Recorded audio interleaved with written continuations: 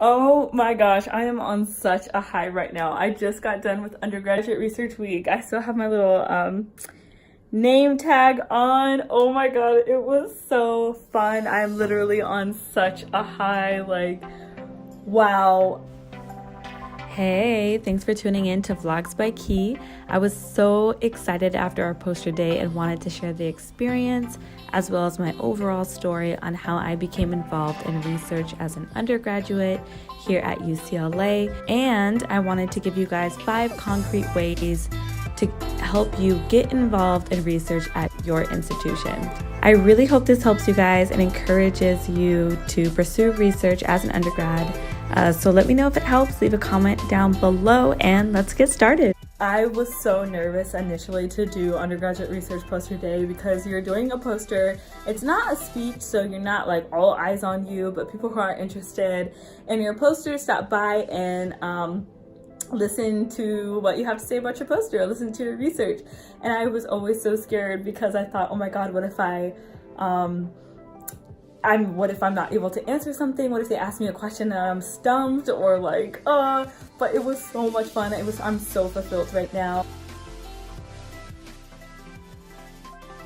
I have a few tips and tricks I want to share with you so that you can get involved in research at your institution. So, number 1, identify your interest. It's okay to not know what you're interested in, but start exploring. This means reading a lot of scholarly articles and being intentional in the classes that you are taking now. Are you more gravitated toward the molecular science and biology classes, or more of the classes that talk about the social determinants of health? Or are you more interested in the art classes? Or are you an art major but want to do economic research? The possibilities are limitless, okay?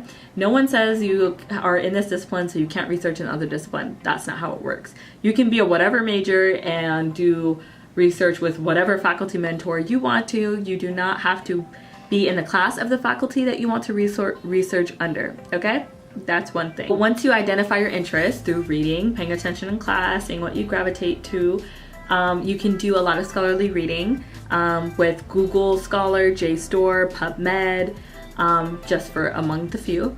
And look how they do their methods, look at their abstracts, look at the results. Do they interest you? Would you have done something different? That's how you identify your interests. And then naturally some people just know what they're interested in and they know, ooh, yes, I want to study hemoglobin. Whatever floats your boat, okay? So once you identify your interests, number 2 is explore the undergraduate research centers and programs that are at your institution. Most schools have a research center or some type of program that provide guidance, resources, and networks that help you get into research. A lot of programs at UCLA, oh my gosh, they're funded, and that's actually how I got started. I did the undergraduate research fellows program and they paid me like $1,000 a quarter, and they gave me like a 2-unit class in which they taught us how to go about research. So check out those centers. They are super helpful. They're super nice. You can literally go in there and just be like, yo, I don't know what I'm doing, but I want to get into research, and they will help you, okay? And there are some classes that you can take with absolutely no research experience, such as the one at UCLA, which are called the SRP 99s, and they basically let you work under a faculty mentor and just get that experience, okay? I can make another video on those programs if you are interested, but right now I'm just giving an overview.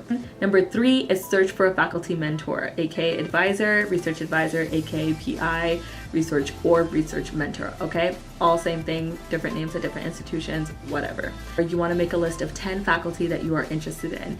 List out their names, their email, and their research interests. You can even link some of their publications down if you want to make like a nice chart for yourself.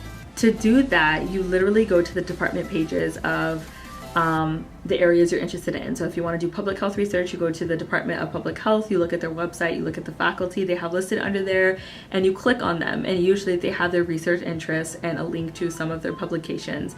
Publications are just papers that they published in a scientific journal or scholarly journal, whatever field that they are in, and you read them and you see if they are of any interest to you. I cannot stress this enough. Sometimes we think one topic is really interesting, but then when you read research on them, you're like, that is not what I thought it was going to be. So definitely read, and see if you're interested in what they are doing. Bonus, I forgot to mention, you usually want to try to find a faculty mentor that is constantly publishing. If their last published paper was like in 2002 or like 20 years ago, you don't really want to work with them because they're not publishing something. It's great to be an undergraduate and publish a paper, have your name on something in a scientific journal or in a scholarly journal. So try, when you're reading those papers from those faculty, look at like the year that they're published. If they're consistently publishing, that is great. You most likely will get published, or you have a higher chance of being published. So try to keep that in mind too. Number 4 is send the email.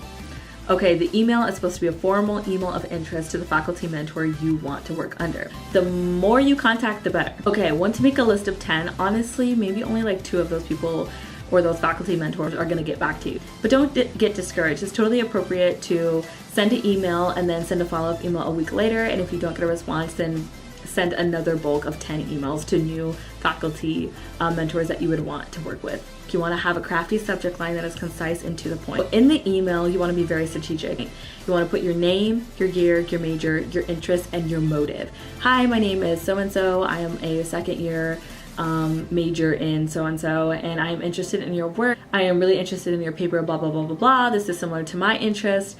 Would you be able to meet and discuss your research further in person sometime next week? I am available, blah, blah, blah, blah, blah. Put the dates that you are available so that when they're looking through their schedule, it is easy for them to just match up. They don't have to think about it, and they can easily respond to you. Again, send a follow-up email if they do not respond within 7 days. Now, when you are in the meeting, you can do coffee, you can go to their office hours, whatever it is. I highly recommend office hours because they hold them anyways for their students, but it is highly important to be prepared and know what you're talking about with their research, meaning that you don't have to understand entirely what's going on, but just read some of their papers so that you can ask questions, okay?